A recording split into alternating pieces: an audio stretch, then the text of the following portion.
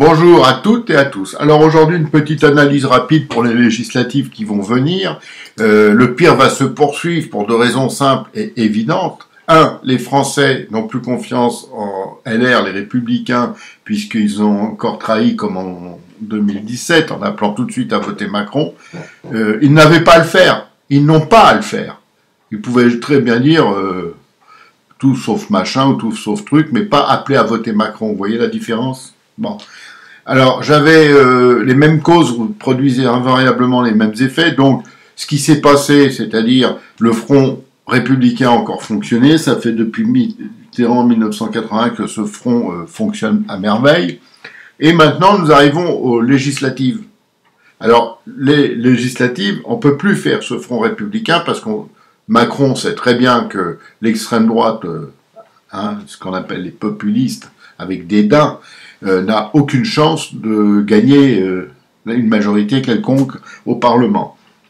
Alors, par contre, Macron, lui, sait très bien que son parti n'a pas les moyens aujourd'hui aussi de gagner ces élections. Et alors, qu'est-ce qu'il fait? C'est un magicien.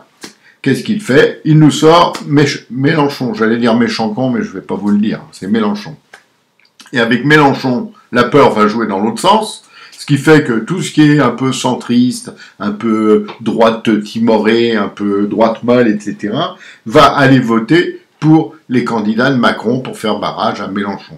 On est dans le même front républicain, mais on a changé un peu la donne. C'est tout.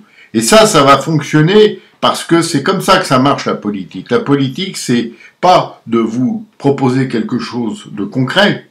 Ça n'existe pas. Des promesses, oui, on peut en faire, qu'on ne tiendra jamais. La preuve, c'est que Macron, il a réussi la prouesse, je dirais, la prouesse de reproposer un programme équivalent à 2017, alors que celui de 2017 n'a pas été tenu. Donc le gars, il est fort quand même. Il se fait réélire sur son échec. Ça, j'avais jamais vu. Je dis chapeau l'artiste. C'est un artiste. Donc, la moralité de cette histoire, c'est que nous n'avons plus rien à attendre de cet établissement politique actuel qui est dévalué et ringard.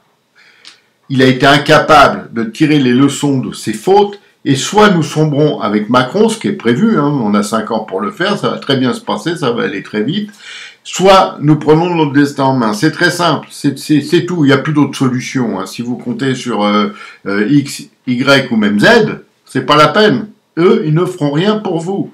D'ailleurs, c'est facile à prouver, écrivez-leur. Vous verrez que vous aurez soit une réponse bateau, soit rien du tout. Ils en ont rien à foutre de vous. C'est ça qu'il faut comprendre. Quand on a compris ça, on a tout compris. Donc soit on crée un mouvement citoyen, on se rassemble, on oublie les petites choses, les petits machins et tout, on se focalise sur juste les points essentiels de notre vie, c'est-à-dire, moi j'en vois deux prioritaires, c'est l'insécurité, parce que ça c'est le problème numéro 1 de la France aujourd'hui, qu'on le veuille ou non. On n'en parle pas beaucoup à la télé, mais parlez avec vos voisins, vos amis, vous allez voir que c'est le problème numéro 1. Et le deuxième problème, évidemment, ça sera l'économie, parce que l'économie française, elle est au plus mal. Il faut savoir quand même qu'on s'attend au pire. C'est pas moi qui l'ai dit, c'est Macron. Donc là, on peut le croire. On peut d'autant le croire qu'il a fait un trou dans les caisses de l'État record. On n'avait jamais connu ça. Mais bon, la Cour des comptes, on s'en fout, c'est pas grave. Voilà. Alors je dis en France, les lumières se sont éteintes, donc à nous de les rallumer, parce que si on rallume pas, personne ne le fera, personne ne fera rien à votre place. Donc aujourd'hui, on est dans un système d'appauvrissement de la France, le mental est complètement endormi, annihilé par une médiatisation de propagande intense, permanente. On a vu avec l'Ukraine, ce qui se passe, c'est du délire. On est dans le délire, parce que c'est ça qu'il faut comprendre. L'histoire retiendra ça, mais ça sera trop tard. Que la Macronie aura plongé la France dans les ténèbres et l'obscurité. Mais bon, qu'est-ce que vous voulez faire? Si les gens ne sont pas capables de se dire à un moment de leur vie, bon, allez, c'est à moi de prendre le relais, on fera rien. On fera rien, et qu'est-ce qu'on sera? On sera mal. On est même très mal, et encore plus mal. Alors merci de m'avoir écouté, merci à ceux qui vont partager, merci à ceux qui s'abonnent de plus en plus nombreux à cette chaîne, tout étant gratuit pour l'instant, puisqu'on peut le faire comme ça.